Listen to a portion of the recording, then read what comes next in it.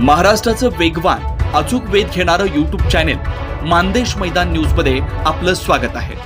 आपली बोली आपली भाषा। काँग्रेस पक्षाकडून चालत आलेली आहे, तर तुम्हाला आता अपक्ष उमेदवार म्हणून लढावं लागतंय। जनतेचा सवाल आहे की अपक्ष म्हणून का सध्या लढतात?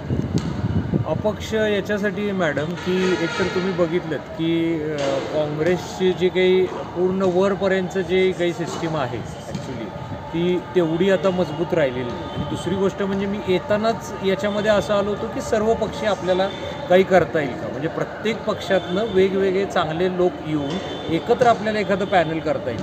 आणि असे प्रयोग हे सांगोला नगरपालिकेच्या भूतकाळामध्ये ऑलरेडी झालेले आहेत। अगदी आबासाहेब गणपतराव देशमुख असतील किंवा शहाजी बापू असतील किंवा दीपक आबा असतील, या सगळ्यांनी मिळून एक चांगल्या पद्धतीचं एकत्र पॅनल उभा करून गावासाठी त्यावेळी पक्ष किंवा काय हा विचार न करता हे केलेलं होतं। म्हणून मी हा अपक्ष म्हणून याच्यामध्ये मी माझा फॉर्म भरला होता की कुणाला पक्षाची अडचण याच्यामध्ये कुठल्या प्रकारच्या युतीची येऊ नये म्हणून बेसिकली। आणि तोच मी आता पुढं कंटिन्यू ठेवलेला आहे की त्यावेळी एक्झॅक्टली माहीत नव्हतं की कोण माझ्याबरोबर येणार आहेत, कोण माझ्याबरोबर येणार नाहीत, कोण मला स्वीकारणार आहेत। पण तुम्ही बघताय की जे काही चित्र झालं त्याच्यामध्ये बऱ्याचशा उलटे पालट झालेली आहे।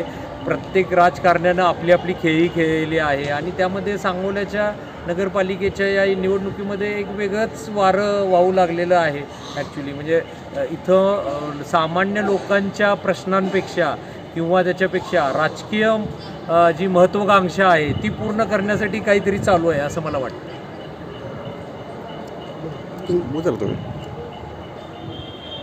सध्या आता जे चाललेली निवडणूक आहे या निवडणुकीकडे तुम्ही कसं बघता, कोणत्या दृष्टीने बघता? माझा स्वतःचा व्ह्यू अगदी क्लिअर आहे की मी तर विकासासाठी याच्यामध्ये आलो आहे। माझी जी राजकारणात यायची माझी जी एंट्री म्हणजे जी काही मी आलेलो आहे ते एक गावाचा विकास जो आहे तो जो काही करायचा आहे आपल्याला किंवा गाव जे आपल्या 9.5-10 वर्षात पाठीमागं पडलेलं आहे त्याला परत एकदा आहे तसं पूर्वरत आणायचं आहे, याच्यासाठी मी याच्यामध्ये आलो आहे। त्यामुळे या निवडणुकीला मी एक विकासाची निवडणूक असंच बघेन।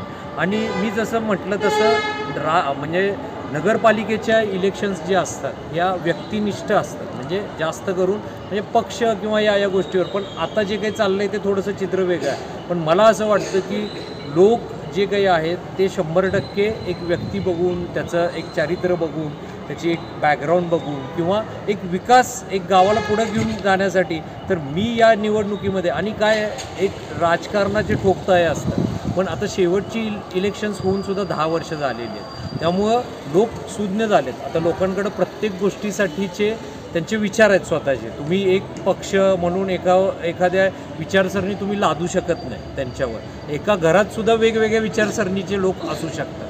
तर या सगळ्यांचा विचार करता मला असं वाटतं की मी जे काही मुद्दे घेऊन आलेलो आहे की गावाचा एक विकास करायला पाहिजे, ज्या काही गावातल्या कमतरता आहेत त्याच्यावर काम करायला पाहिजे।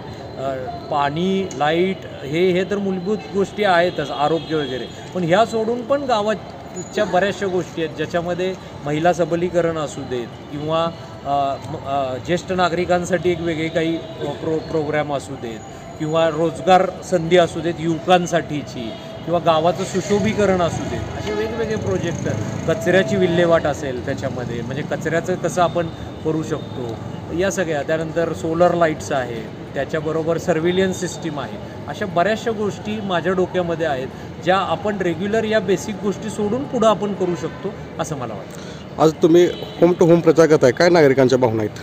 नागरिकांचा खूप चांगला प्रतिसाद आहे मला, म्हणजे सांगायला मला तुम्हाला आनंद वाटेल की लोक म्हणतात की नगराध्यक्षपदाचा उमेदवार स्वतःहून आमच्यापर्यंत पोचतोय आणि त्या प्रभागातल्या ज्या काही अडचणी आहेत ते मला ते सांगतात, मी त्याच्यावर काही सोल्युशन देऊ शकतो ते मी सांगतो।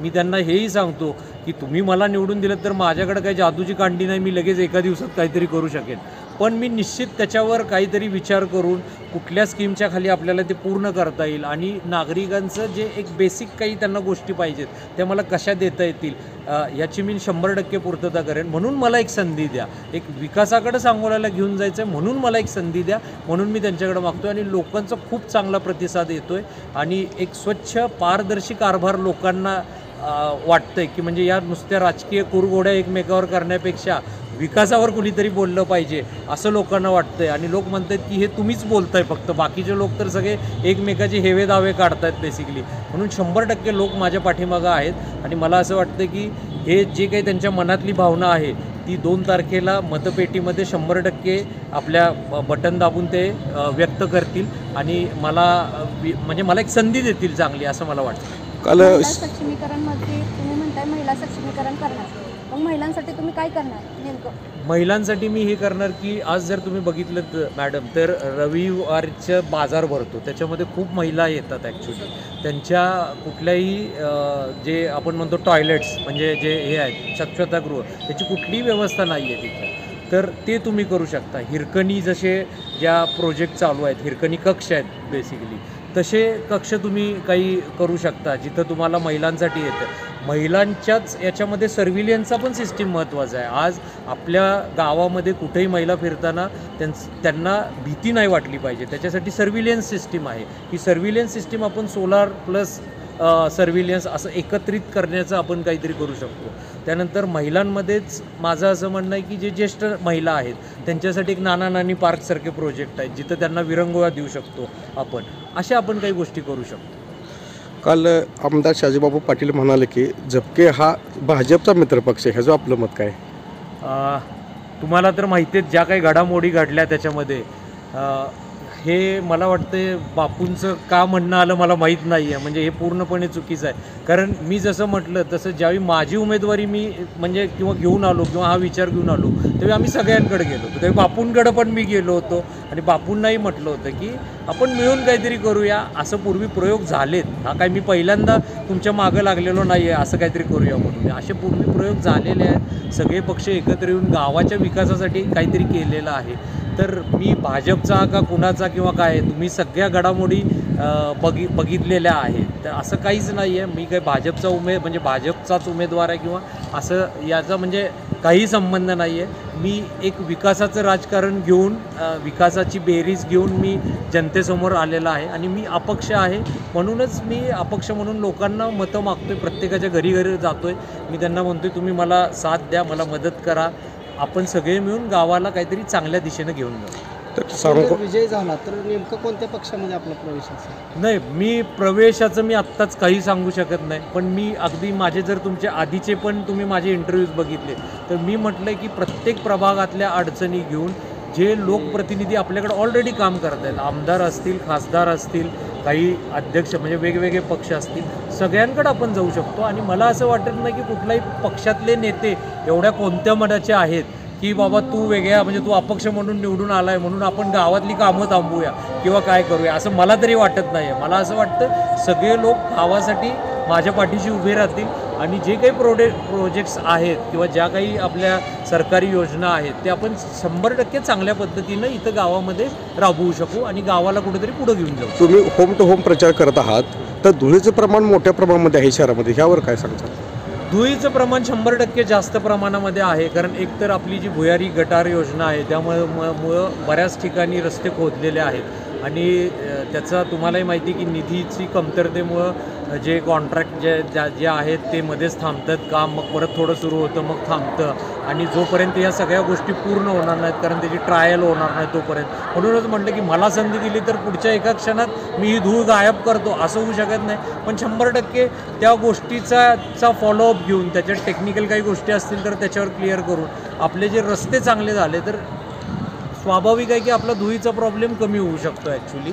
तर त्याच्यासाठी मी निश्चित प्रयत्न करणार. आमदार शाजीबाबू पाटील म्हणतात की मी आपल्या सांगोल तालुक्याला व शहराला मोठ्या प्रमाणात निधी आणला, ह्यावर आपलं मत काय?